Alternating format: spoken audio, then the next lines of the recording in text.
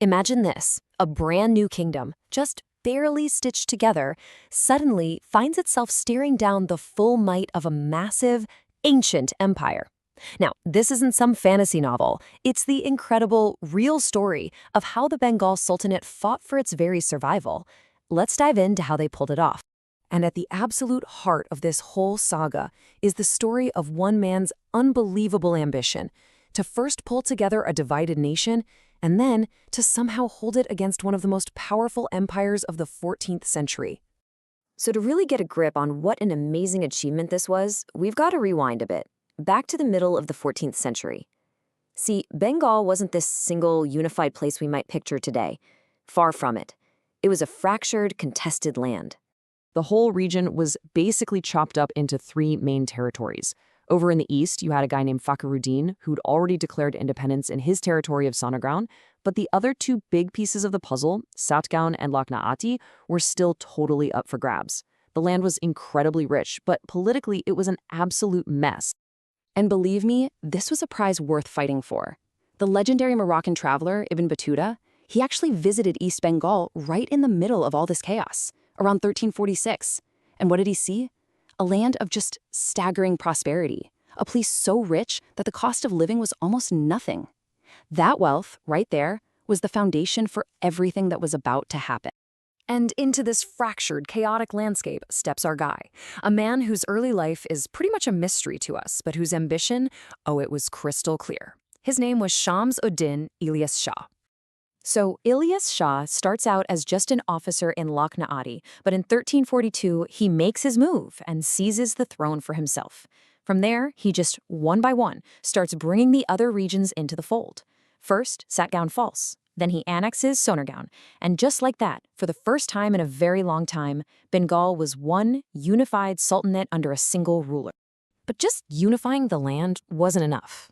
Ilyas Shah wanted to make some noise. He wanted to project power.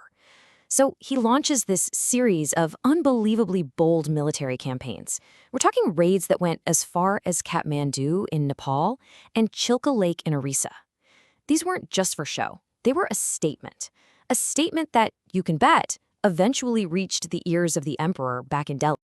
And this was it. The ultimate test. The brand new kingdom of Bengal was about to face the full, furious power of the Delhi Sultanate, the very empire it had just broken away from. The showdown was on. And let's not kid ourselves about the odds here. This was a classic David versus Goliath situation. You had Sultan Firuz Shah Tughlaq with the almost limitless resources of a huge empire on one side, and on the other, Ilyas Shah with his smaller, newly formed kingdom. The massive imperial army was on the march. Before a single sword was drawn, Tughlaq tried to win with some mind games. He put out this proclamation to the people of Bengal, basically calling their king a rebel and offering them the world. Security, tax breaks, even pay raises for soldiers if they just turned their backs on him. But here's the crucial part. It didn't work. The people of Bengal stuck with their new sultan. Now, Ilyas Shah was smart. He knew he couldn't win a straight-up fight on an open field. He needed an ace up his sleeve, and he found it at Ekdala. This place was a strategic masterpiece, an island fortress surrounded by rivers, making it almost impossible to attack directly. This is where he was going to make his stand. So the siege just drags on and on. Tughlaq's army can't get through. With the rainy season coming, he starts to get desperate, and then he gets clever. He orders a fake retreat, making it look for all the world like his army is giving up and heading home. Seeing their chance, Ilyas Shah's forces come pouring out of the fort to attack the retreating army. But it was a trap. Tughlaq's army spun around and launched a devastating counterattack. Okay, but here's the thing you have to remember. Who wrote this history down? Well, it was Tughlaq's own court historians, so of course they described it as a glorious, heroic victory. But the facts on the ground tell a very different story. Yeah, Tughlaq won that battle, but he still couldn't take the fort. And in the end, he had to withdraw his entire army from Bengal. The real victory wasn't about one battle. It was strategic. Bengal was still independent. So, after surviving this trial by fire, the Ilyas Shahi Dynasty didn't just crawl away and lick its wounds. No way. It absolutely flourished. This incredible victory laid the foundation for a true golden age under Ilyas Shah's successors. You can really think about it in 3 acts. First, you have Ilyas Shah, the founder, who started it all. His work was secured by his son, Sikandar Shah, the defender. And then the dynasty hit its cultural peak under his grandson, Ghiyas-ud-din Azam Shah, also known as the jurist. And you're not gonna believe this. In 1359, Firuz Tughlaq decides to try again. He marches his army back into Bengal for a second round. And what does Ilyas's son, Sikandar Shah, do? He uses the exact same playbook his dad did. He avoids a big battle, pulls everyone back into the fortress of Ekdala, and just waits him out. And guess what? It worked. Again. After failing for a second time, Tughlaq basically threw in the towel. He presented Sikandar Shah with a golden crown that was valued at a jaw-dropping 80,000 takas. Now, this was not just some nice, "sorry I tried to conquer you" gift. This was a huge deal. It was a powerful symbol, basically a formal recognition that Sikandar Shah was his equal, an independent king.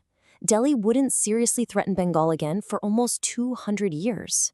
With all that newfound security, the dynasty's third great ruler, Ghiyas-ud-din Azam Shah, could focus on more than just war.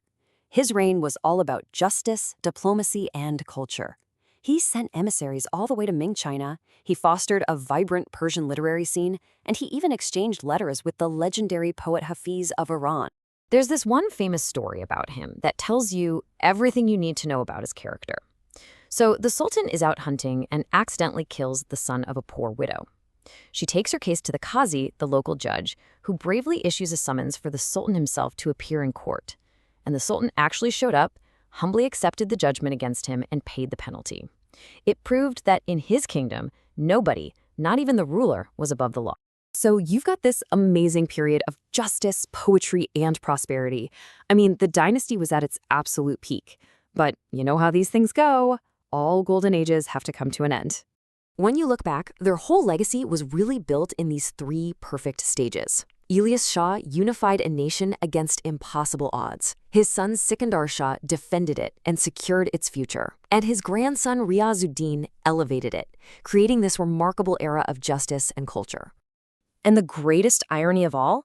After defying a massive empire for decades, the thing that finally brought them down wasn't an invading army from Delhi.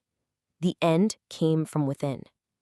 Around 1410, Ghiyas-ud-din was killed in a palace coup led by a powerful nobleman in his own court named Raja Ganesh. And just like that, the direct line of this incredible dynasty was over. And all of this just leaves us with a final thought, doesn't it?